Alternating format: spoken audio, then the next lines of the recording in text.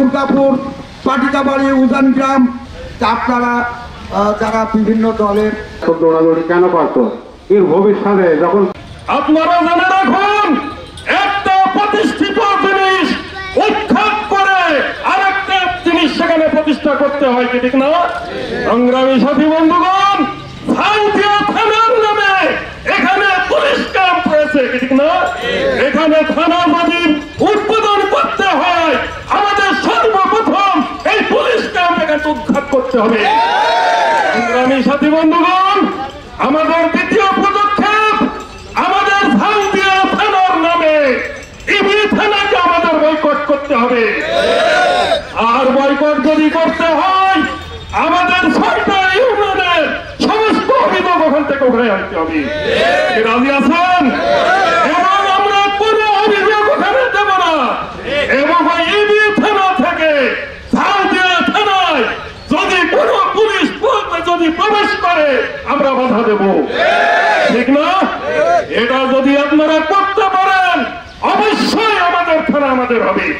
তা না করে যদি এরকম মিটিং ডেকে গরম গরম বক্তব্য দেন, রাজপথ দখল করেন, থানা কোনোদিন হবে না বলে রাখলাম। কি রাজি আছেন? তেল খাটতে রাজি আছেন? বুলেট খেতে রাজি আছেন?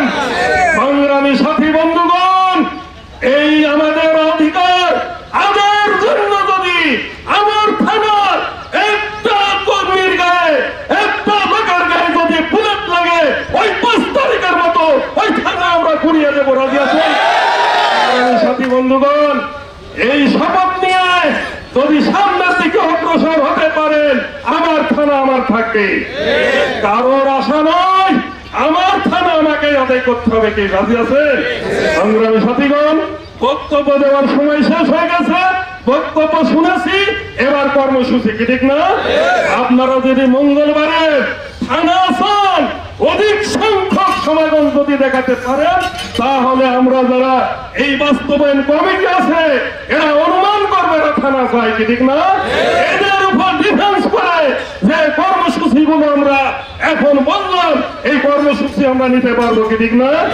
আর এই কর্মসূচি বাস্তবায়নের জন্য আগামীতে মঙ্গলবারে আপনাদের উপস্থিতির উপর ভিত্তি করে আমরা 7 দিনের সময় দেব জেলা প্রশাসক এবং এসপি মহোদয়কে, কি ঠিক না? এই 7 দিনের ভিতরে যদি আমাদের থানা উদ্বোধন যদি না করে, এই সাঁওতিয়া থানা থেকে পুলিশ ক্যাম্পকে আমরা এখান থেকে বিতাড়িত করবো, কি ঠিক না?